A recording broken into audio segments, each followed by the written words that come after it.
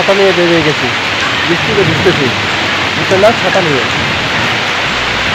এক সপ্তাহ পরে বৃষ্টি আসলো, মুষলধারে বৃষ্টি।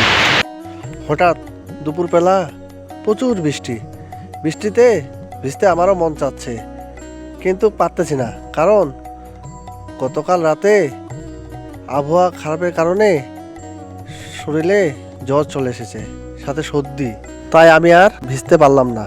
এখন আপনাদেরকে ভিডিও করে দেখাচ্ছি, দেখুন চারপাশে কি মুষলধারে বৃষ্টি হচ্ছে।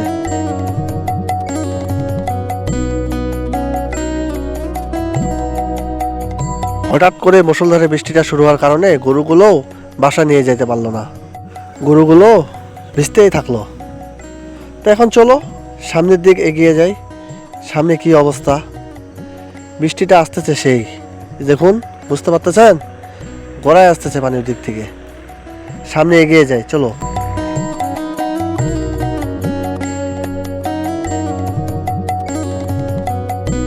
মানুষজন পুরাই ফাঁকা হয়ে গেছে, যে বৃষ্টি আসতেছে, কারণ এই বৃষ্টিতে ভিজলে প্রচুর ঠান্ডা সর্দি লাগে যাবে, তাই ভয়তে কেউ আর বৃষ্টিতে ভিজতেছে না।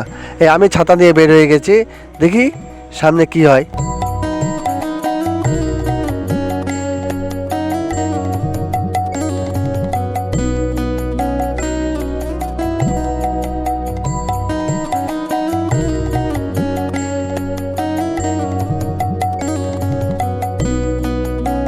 গুটি গুটি পায়ে এগিয়ে আসলাম বাগানের দিকে। বাগানের অবস্থা দেখে তো আরো, দেখুন কি হারে পানি আসতেছে, দেখছেন, যেদিকে ঢাল ওইদিকে পানিটা গড়ায় চলে যাচ্ছে, দেখে অনেক ভালো লাগতেছে। এরকম বৃষ্টিতে ভিজলে বাচ্চাদের সাথে অনেক আনন্দ পাওয়া যায়, ফুটবল খেলা হয়। আমাদের সময়ে আমরা যখন ছোট ছিলাম তখন অনেক আনন্দ করতাম, এই বৃষ্টি আসলেই ফুটবল নিয়ে মাঠে চলে যেতাম খেলাধুলার জন্য। এখন আর সেগুলো হয় না।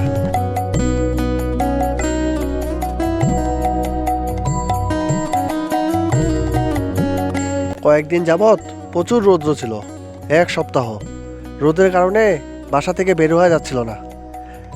হঠাৎ করে কয়েকদিন যাবৎ এমন মুষলধারে বৃষ্টি আসতেছে, যা চারপাশের ফসলের মাঠ, ডোবা সব জায়গায় ভরে গেছে, দেখে অনেক ভালো লাগতেছে।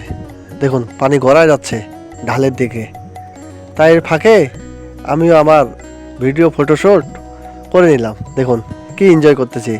কাপড় চোপড় কিছুটা ভিজে গেছে, বাসায় যাই এগুলো চেঞ্জ করতে হবে, নয়তো আবার বেশি করে ঠান্ডা লেগে যাবে।